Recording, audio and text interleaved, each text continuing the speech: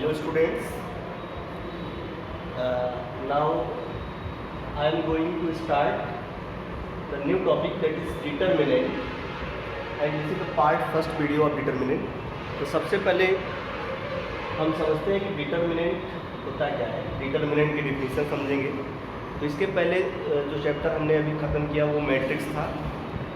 Matrix में हम लोगों ने एलिमेंट्री ऑपरेशन तक, यानी मैट्रिक्स का इन्वर्स निकालना एलिमेंट्री ऑपरेशन से, ये सीखा था लास्ट वीडियो में। Now in this video I am going to start your new chapter, that is determinant. तो सबसे पहले आज आइए देखते हैं कि what is the determinant. Suppose that हमारे पास जैसे एक लीनियर इक्वेशन जैसा पहले हम लोग जानते थे, 10th में पढ़ा था, a1x plus b1y is equal to, मान लीजिए ये c1 है और ये है a2x plus b2y is equal to c। a1x plus b1y is equal to c1 और दूसरा linear equation in two variable a2x plus b2y is equal to c। ये इस तरीके से ये चीज़ है। अच्छा, अब बात ये होती है कि सपोज दैट मान लीजिए ये a1 upon a2 is not equal to b1 अपान।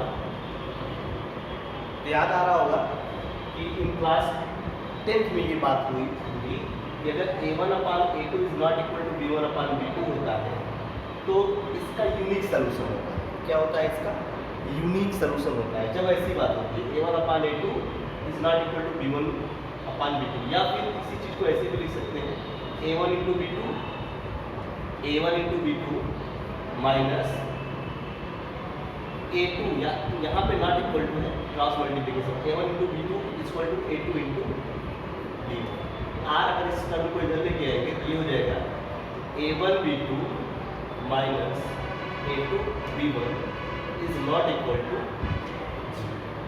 ये अगर बात होती थी जब लीनियर इक्वेशन में, लीनियर इक्वेशन इनटू वेरिएबल में, तो इस लीनियर इक्वेशन का जो सलूशन होता था वो यूनिक सलूशन देता था। क्या देता था? यूनिक सलूशन देता था। और अगर यही इक्वल टू 0 हो जाता था तो उसके इनफाइनाइट सलूशन या और भी बात होती थी, c1 अपान c2 भी वहाँ पे कैलकुलेट करते थे। यहाँ पे मान लीजिए कि केवल यूनिक सलूशन की बात कर रहे हैं, तो वो यूनिक सलूशन ऐसा। अब इस चीज़ को, ये चीज़ जो लिखा हुआ है, अगर इस चीज़ को आप लिखना चाहें तो आप ऐसे भी लिख सकते हैं। देखिए डिटरमिनेंट के फॉर्म में, लीनियर इक्वेशन को डिटरमिनेंट के फॉर्म में कैसे लिख सकते हैं?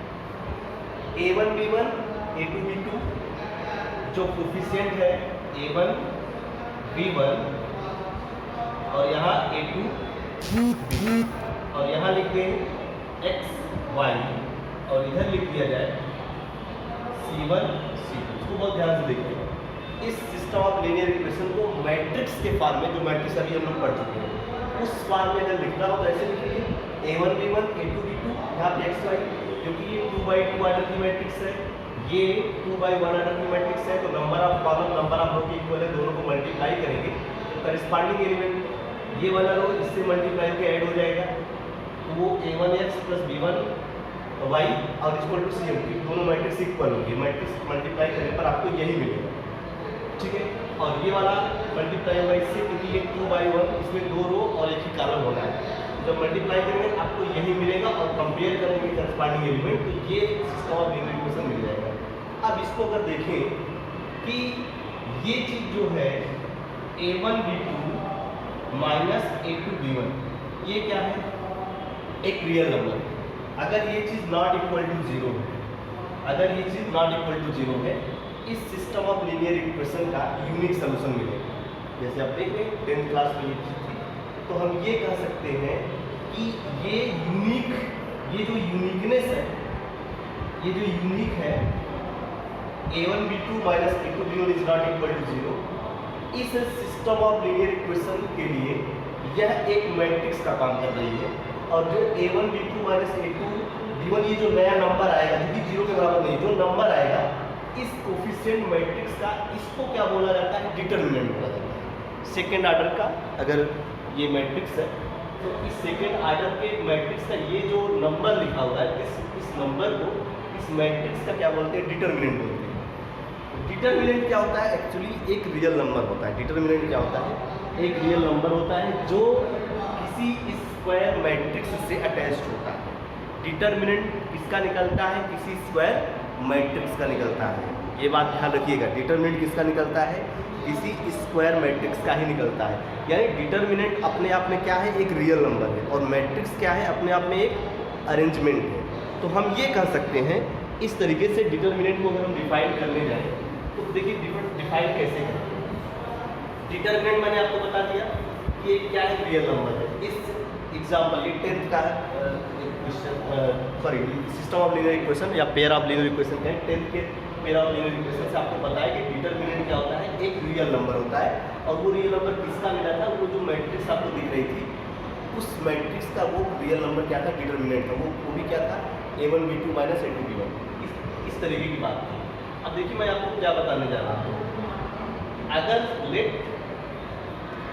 m be a set of square matrices।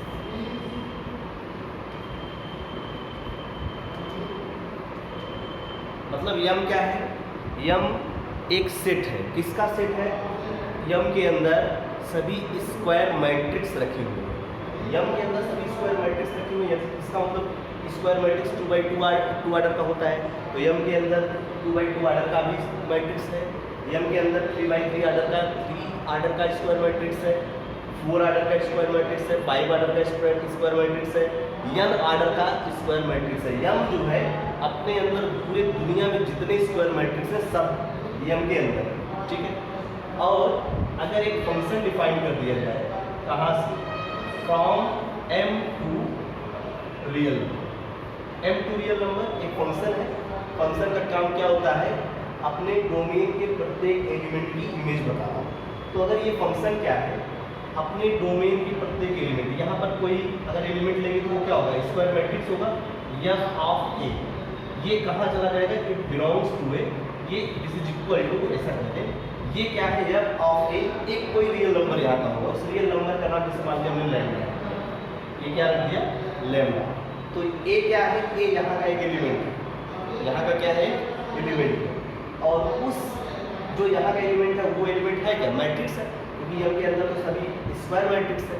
तो वो स्क्वायर मैट्रिक्स को ये फंक्शन कहाँ पे लेके जा रहा है?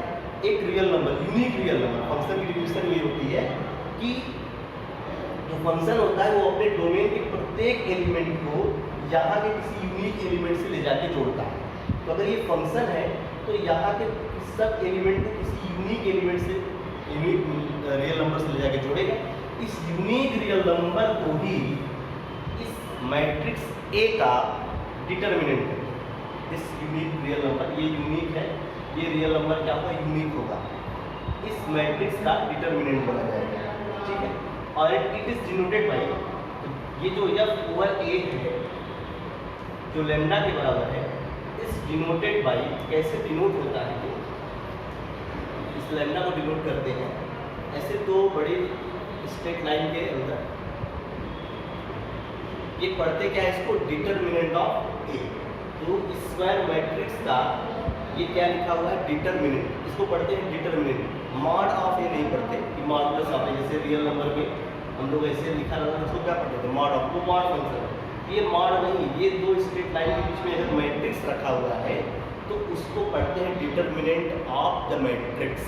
और इसको जैसे मान लीजिए, और इसका नोटेशन आपको बता दें, जैसे मान लीजिए सेकेंड ऑर्डर का मैट्रिक्स एक ये 1 2 3 4, ये सेकेंड ऑर्डर का मैट्रिक्स है।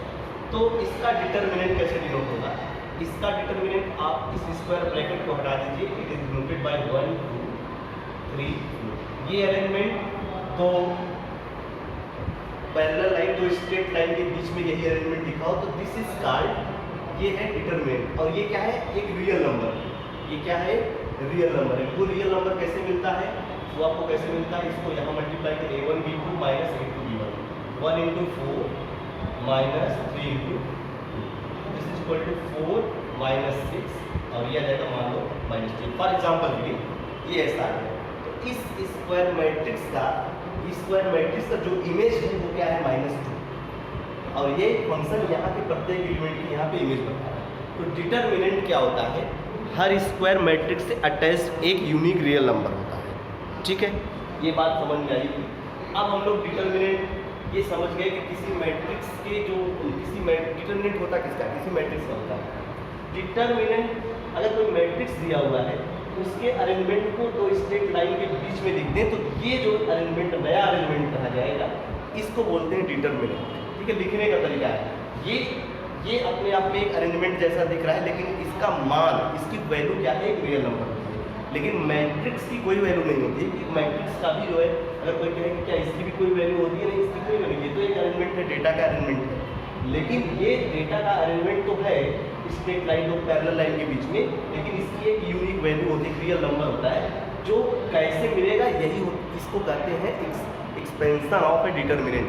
इसी डिटर्मिनेंट को कैसे एक्सपेंड करते हैं, बात समझ में आ गई होगी। तो ये चीज़ ऐसा ही हो गया।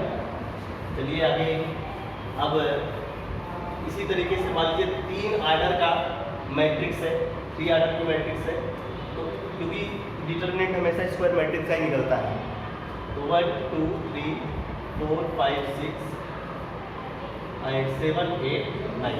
तो इसका डिटर्मिनेंट अगर लिखना होगा तो इसका डिटर्मिनेंट कैसे, इस तरीके से नोट करेंगे, ऐसे 1 2 3 4 5 6 7 8 9। It is known as determinant of the matrix A. ये मैट्रिक्स ए का क्या होगा, डिटर्मिनेंट है। डिटर्मिनेंट क्या होता है, हर मैट्रिक्स से एसोसिएटेड एक यूनिक रियल नंबर होता है। तो हर मैट्रिक्स इसी तरीके से, तो इस तरीके से जितने भी दुनिया के स्क्वायर मैट्रिक्स हैं, क्योंकि मैप था, मैप जो है हर मैट्रिक्स की इमेज बताता है, तो दुनिया के जितने भी स्क्वायर मैट्रिक्स है सबका मैंने कलेक्शन यम लिया था, तो यम के प्रत्येक एलिमेंट की इमेज बताएगा। तो हर स्क्वायर मैट्रिक्स का क्या होगा, एक इमेज होगा, यानी हर स्क्वायर मैट्रिक्स का एक डिटर्मिनेंट होगा, क्योंकि उसी इमेज को मैंने नाम दिया है डिटर्मिनेंट। तो ये हो गया डिटर्मिनेंट। तो डिटर्मिनेंट समझ में आ गया। डिटर्मिनेंट का सिंबल क्या है वो भी समझ में आया। अब कुछ प्रॉपर्टी है, मैं आपको डिटर्मिनेंट की कुछ प्रॉपर्टी बताता हूँ। अब जैसे डिटर्मिनेंट कोई लिखा है 3 आर्डर का, मैक्सिमम 3 आर्डर का एक डिटर्मिनेंट हमको मिलेगा। तो जैसे मान लीजिए 3 आर्डर का डिटर्मिनेंट है, तो डिटर्मिनेंट ऐसे लिखा जाएगा A11 A12 A13। ये सब क्या है, रियल नंबर। ये सब क्या है, रियल नंबर या कॉम्प्लेक्स नंबर, कुछ भी हो सकता है। तो A21 A22 A23 A31 A32 A33, ये क्या है, डिटर्मिनेंट हो गया। बात समझ में आ गई।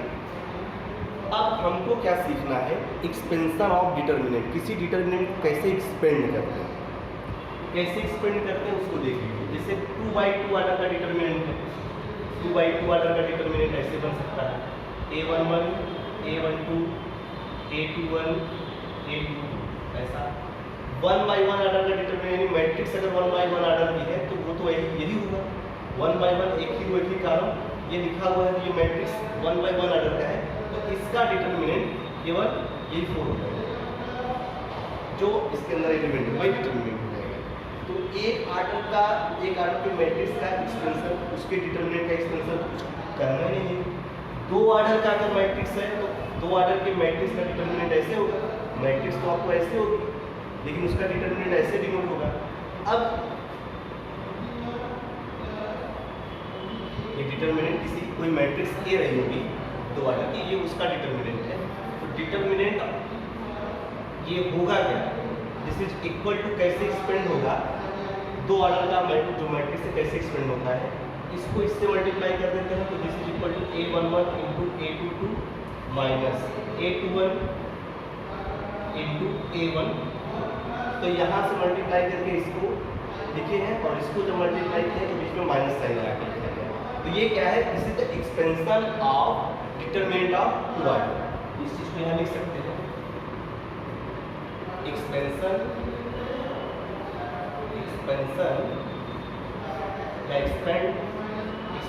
Of determinant of order. 2 order के डिटर्मिनेंट का ये क्या है, एक्सपेंशन। इसको यहाँ मल्टीप्लाई कर दिया, इसको यहाँ मल्टीप्लाई करके बीच में माइनस साइन आएगा। 3 आर्डर का डिटर्मिनेंट है तो उसको कैसे एक्सपेंड करते हैं, इसको देख लीजिए। इसको अगर एक्सपेंड करना होगा तो ये रो होता है और ये कॉलम होता है। तो एक्सपेंशन किसी डिटर्मिनेंट का किसी भी रो के अलॉन्ग हो सकता है और किसी भी कॉलम के अलॉन्ग हो सकता है। तो 3 रो है 1 2 3, तो एक्सपेंशन या तो इस रो के अलॉन्ग हो सकता है ऐसे, या R2 के अलॉन्ग, या फिर R3 के अलॉन्ग, या फिर C1 के अलॉन्ग पहला कॉलम, या फिर C2 के अलॉन्ग, या फिर C3 के अलॉन्ग, किसी के भी अलॉन्ग एक्सपेंशन हो सकता है। और एक्सपेंड करने का तरीका क्या है, जैसे मान लो मैं इसको एक्सपेंड करने जा रहा हूँ R1 के अलॉन्ग, कैसे करना है तो R1 के अलॉन्ग करेंगे तो सबसे पहले R1 में पहला एलिमेंट है तो लिखेंगे A1 मल्टीप्लाई बाई, किससे मल्टीप्लाई करना है, आप क्या करिए, इस रो और इस कॉलम को छोड़ दीजिए, इस रो और इस कॉलम को छोड़ दीजिए, जो बचा हुआ सब मैट्रिक्स है उसका डिटरमिनेंट लेना है। सब मैट्रिक्स का मतलब ये अरेंजमेंट बचा हुआ है, इसका डिटरमिनेंट लेना है। तो देखिए करेंगे A11 डिटरमिनेंट का A22 बचा क्या है, इस रो और इस कॉलम को छोड़िए, A22 A23 A32 A33, ये सब मैट्रिक्स है, इसका डिटरमिनेंट, ठीक है। तो ये प्लस से शुरू होगा, याद रखना, प्लस एक्सपेंशन करने का भी तरीका बता रहे हैं, क्यों होता है ये बाद में सीखेंगे। प्लस माइनस प्लस, अगर रो में चलेंगे तो ऐसे चलेंगे, प्लस माइनस, फर्स्ट रो के अलॉन्ग, फर्स्ट कॉलम में सॉल्व करेंगे तो प्लस प्लस माइनस प्लस, ये लिखना है। अगर इस कॉलम के अनुसार करेंगे तो माइनस से स्टार्ट करेंगे, प्लस माइनस, और प्लस माइनस प्लस, अगर इसके अनुसार करेंगे तो इस तरीके से, ये एक्सपेंशन होगा, याद रखिएगा इस चीज को। तो A11 मैं पहले रो के अलॉन्ग एक्सपेंड कर रहे हैं, पहले रो के अलॉन्ग R1 के अलॉन्ग एक्सपेंशन होगा। तो A11 मल्टीप्लाई बाई ये जो सब मैट्रिक्स है इसका डिटरमिनेंट, फिर आएगा R1 के अलॉन्ग हो रहा है तो R1 में पहला एलिमेंट हो गया, अब दूसरा है A1, लेकिन आपको साइन क्या रखना है, यहाँ पर माइनस, रीजन क्या है, एक्चुअली में -1 की पावर, ये जो सब्सक्रिप्ट में नंबर होते हैं यही होता है 1 + 2, इसके पहले -1 की पावर 1 + 1 रहा होगा, तो -1 की पावर 1 + 1 का मतलब क्या है, वो स्क्वायर हो जाएगा तो प्लस हो जाएगा।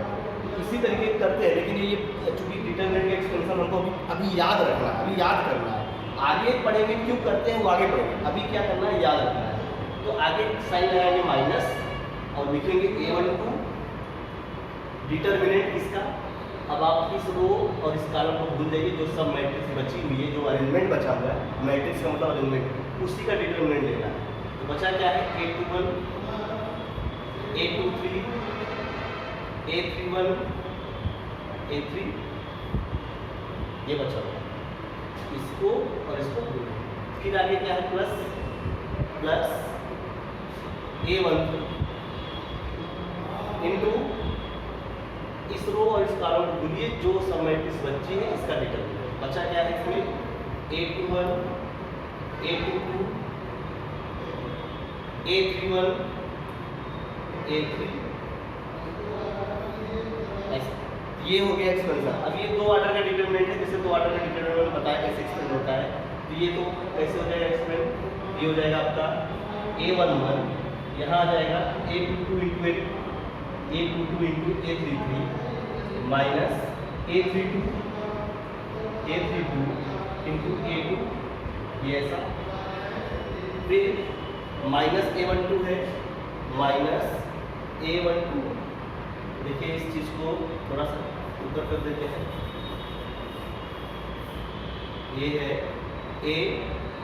A13 था, A31 हो जाएगा ये, और ये A3, फिर माइनस A12 इंटू डिटरमिनेंट, इसका डिटरमिनेंट, सेकेंड ऑर्डर का डिटरमिनेंट वैसे जैसे वहाँ पे बताया गया वैसे एक्सपेक्ट होगा, ये हो जाएगा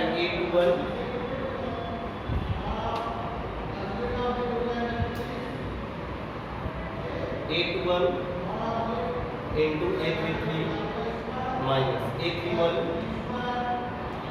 इंटू A23, ऐसा, और फिर plus A13 into second order का डिटरमिनेंट, ये इससे मल्टीप्लाई, ये इससे multiply, A21 into A32 minus A31 into A2। मैं आपको एक, अभी तो टाइम नहीं होगा, टाइम ओवर हो गया है, तो कल आपको नेक्स्ट वीडियो में properties of determinant, minors and cofactors and how to find the inverse of a square matrix, singular matrix, non singular matrix की डिफिनेशन कल की वीडियो में ये हो जाएगा। तो मैं आपको कल बताऊंगा। ये तो हमने आज सीख लिया डिटर्मिनेंट क्या होता है, डिटर्मिनेंट 2 आर्डर के डिटर्मिनेंट का कैसे एक्सपेंशन करते हैं और 3 आर्डर के डिटर्मिनेंट का कैसे एक्सपेंशन करते हैं, इसको सीख लिया है। कल इसकी प्रॉपर्टीज़ और minors and factors of each element of a matrix, और इसके बाद एडजॉइंट ऑफ द मैट्रिक्स और उसका इनवर्स, ये कल की वीडियो में। ठीक है, थैंक यू।